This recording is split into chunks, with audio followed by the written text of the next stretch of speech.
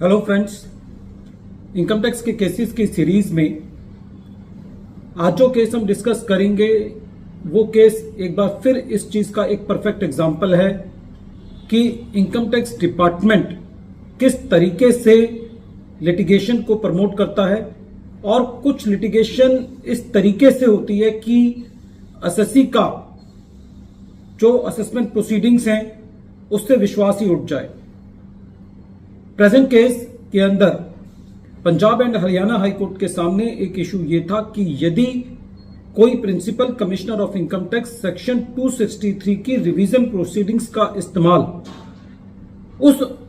Assessing officer के order को revise करने के लिए करता है जो ऑर्डर ट्रिब्यूनल की डायरेक्शंस के मुताबिक किया गया और वो असेसमेंट ऑर्डर ट्रिब्यूनल के ऑर्डर के साथ मर्ज हो गया, तो क्या ऐसे असेसमेंट ऑर्डर को भी principal commissioner of income tax section 263 की रिवीजन की पावर को इस्तेमाल करके रिवाइज कर सकता है? यही issue honourable Punjab and Haryana high court ने अपने case commissioner of income tax versus Walco industries limited के केस में डिसाइड किया और ये केस 476 ITR पेज नंबर 677 पर रिपोर्ट हुआ और इस केस का जजमेंट 17 जुलाई 2024 को आया। प्रेजेंट केस असेसमेंट ईयर 13-14 से रिलेटेड है।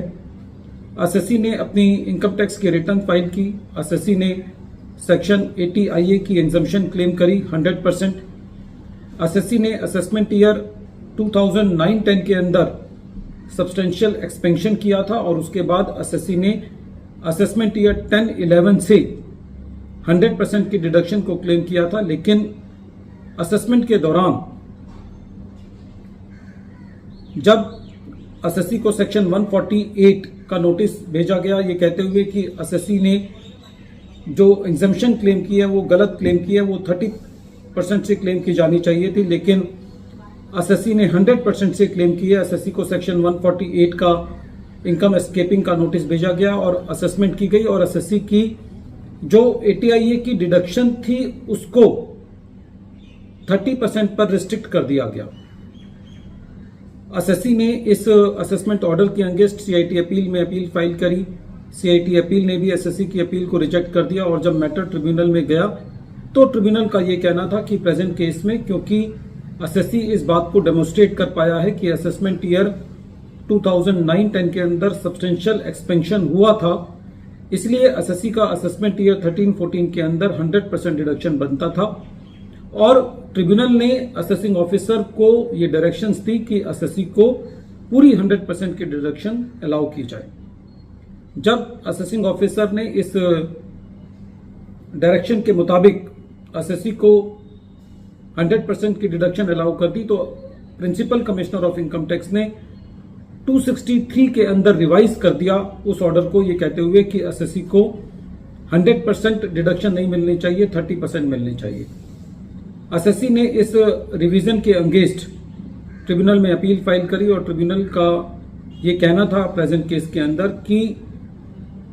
ट्रिब्यूनल के ऑर्डर के बाद principal commissioner of income tax के पास ये पावर नहीं रह जाती कि वो उस ऑर्डर को 263 के अंदर रिवाइज करे। ट्रिब्यूनल का ये कहना था कि एक बार यदि असेसमेंट ऑर्डर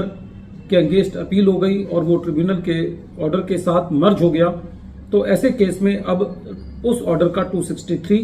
नहीं किया जा सकता। ट्रिब्यूनल का ये कहना था कि इस तरीके से यदि principal commissioner of income tax अपनी रिवीजन की पावर को ऐसे केस में यूज करेंगे तो ये principle of merger, judicial discipline और रेस जुडिकेटा के प्रिंसिपल के अगेंस्ट होगा। ट्रिब्यूनल का ये कहना था कि जो principal commissioner of income tax है वो ट्रिब्यूनल के ऑर्डर को अपनी पावर का इस्तेमाल करते हुए सेक्शन 263 के अंदर इनडायरेक्टली उसको रिव्यू नहीं कर सकता। ट्रिब्यूनल का ये भी कहना था कि जो लिटिगेशन है वो इस तरीके से होनी चाहिए कि उसका कभी ना कभी कोई अंत हो और यदि इस तरीके की रिवीजन को अलाउ किया जाएगा तो ये एक एंडलेस लिटिगेशन को जन्म देगी। तो इस तरीके से प्रेजेंट केस में ट्रिब्यूनल ने जो principal commissioner of income tax ने रिवीजन किया था उसको क्वैश किया। रेवेन्यू ने इस जैसे मैटर में भी